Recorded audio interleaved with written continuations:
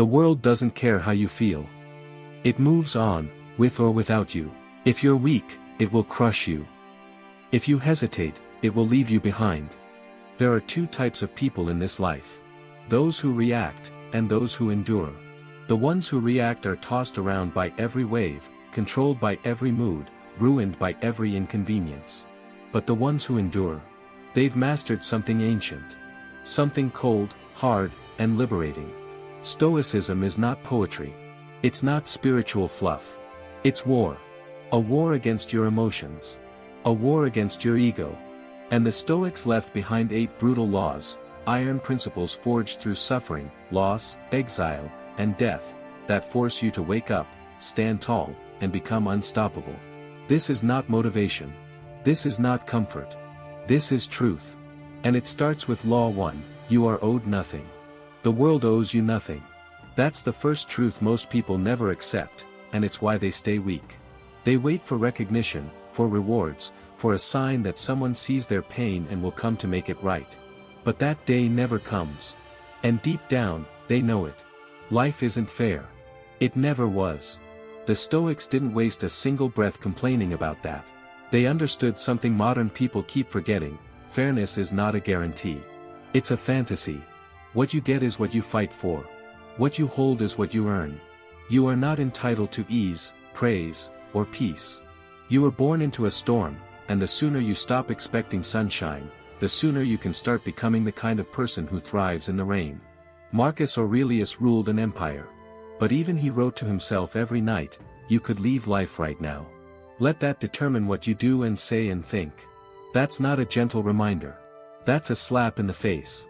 You could die tomorrow. And if you're living like the world owes you something, you'll die with nothing but bitterness. But if you wake up and understand, truly understand, that no one is coming to rescue you, you change. You stop waiting. You stop begging. You stop sulking. You start building. Every hour becomes yours. Every challenge becomes a forge. Life stops being something that happens to you, and becomes something you shape. But once you understand that, a second truth hits you just as hard. You don't control most of what happens around you. You only control how you respond. That's the second Stoic law. Control what you can. Ignore the rest. Most people waste their entire existence on things they can't touch. They shout at traffic, they argue with strangers, they stress over opinions, gossip, outcomes, forecasts. It's a nervous, chaotic life. They try to bend the world to fit their mood, and when it doesn't, they break. Epictetus had every reason to break. He was born a slave, abused, powerless. But even then, he understood something most free men never do: some things are up to us, and some things are not. That one sentence is enough to set you free, if you actually live by it. You don't control what other people say. You don't control the weather. You don't control luck, loss, betrayal, death. But you do control your choices. Your reactions. Your habits. Your effort. Your values. And that, if you truly claim it, is enough. Imagine standing in the center of a storm. Everything spinning around you, people losing their minds, news headlines screaming, plans collapsing. But inside, you're still. Not because you're numb. Because you're focused. Because you know what belongs to you, and what doesn't. You don't fight what you can't control. You adjust. You adapt. You endure. And while everyone else is scattered and drained, you keep moving forward. That's what makes you powerful. Not control over others, but control over yourself. And that leads us to the third law. If you want to win the day, you must own the morning. This isn't about waking up early for its own sake. It's about seizing the edge. The quiet hours before the world rushes in, those are sacred. Most people roll out of bed like victims. They wake up already defeated, already late, already overwhelmed. But a Stoic treats the morning like a soldier treats the battlefield. It's the first place you either win or lose. If you don't rise with purpose, the day will break you. Seneca once warned, while we are postponing, life speeds by. That's not metaphor. That's real. You're not tired. You're undisciplined. You're not overwhelmed. You're unprepared. The morning is where you decide who you are. You can scroll, or you can train. You can complain, or you can plan. You can hit snooze, or you can hit the ground running. One path makes you fragile. The other makes you unbreakable. Think of it this way. If the first thing you do every day is act with strength, silence, discipline, you've already won. You've beaten the first temptation. You've overcome the first weakness. And that changes everything. Because the first win leads to the second. And the second to the third. Discipline compounds. And before you know it, you're not just surviving the day, you're leading it. These 3 laws, no one owes you anything, control what you can, and command the morning, are brutal. They require honesty, grit, clarity. But if you live by them, you will start to change. You will feel resistance. You will face discomfort. But you will also feel something else, power.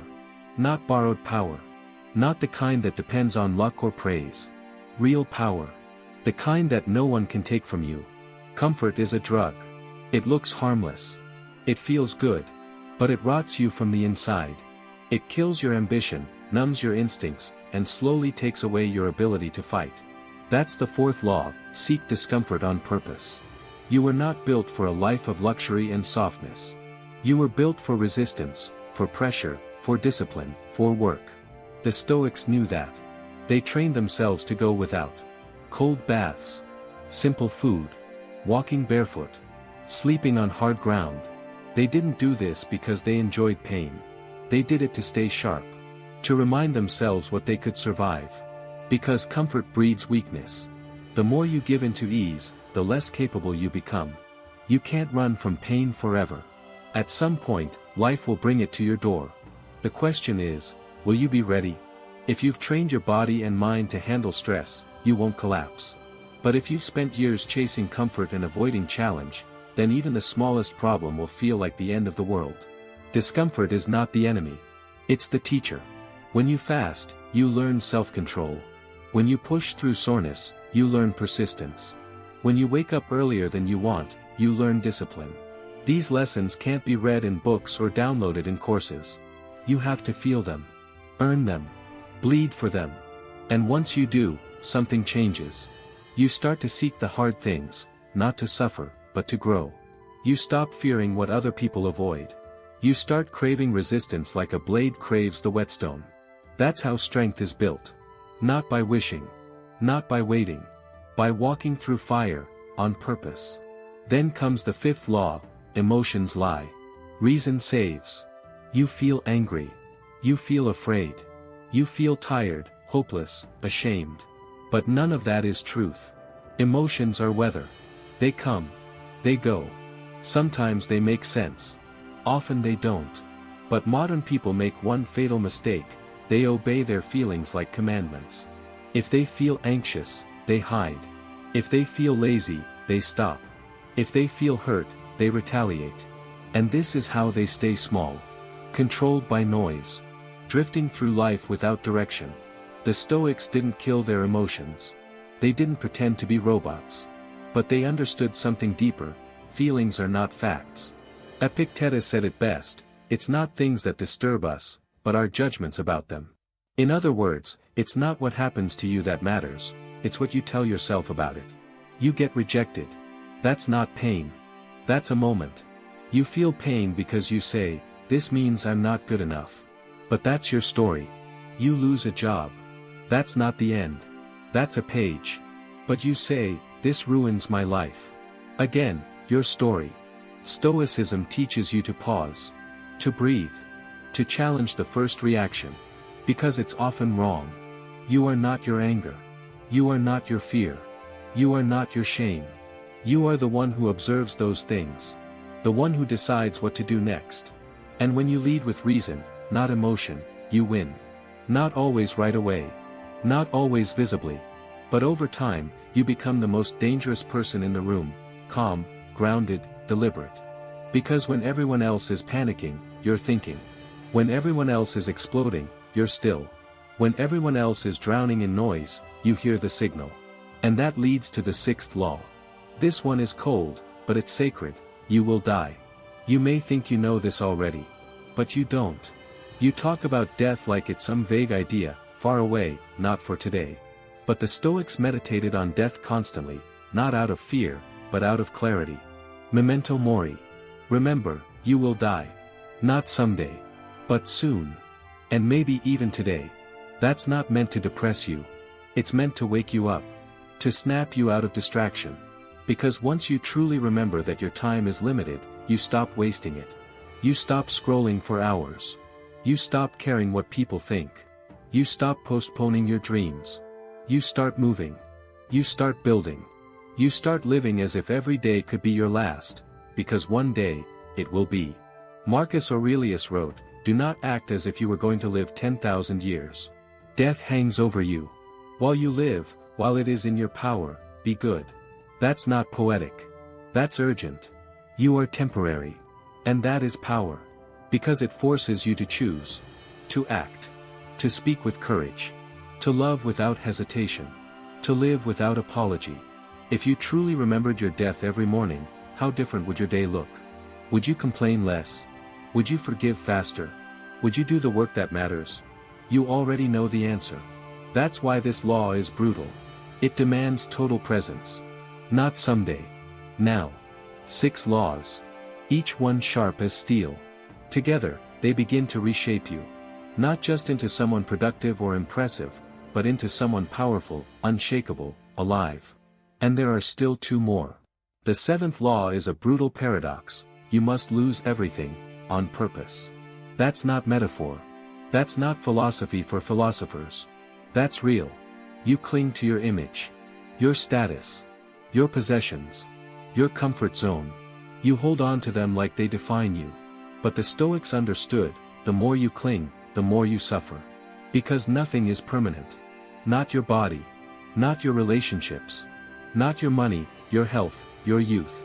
And when they slip away, and they will, you break.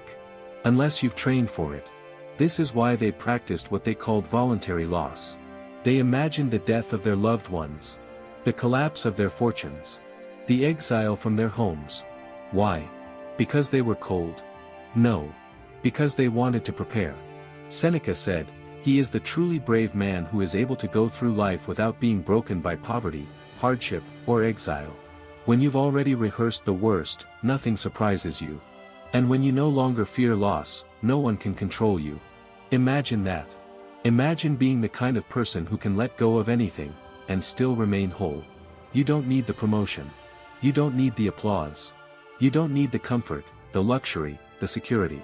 You walk through the world with empty hands, but a full heart. You carry yourself not because of what you own, but because of who you are.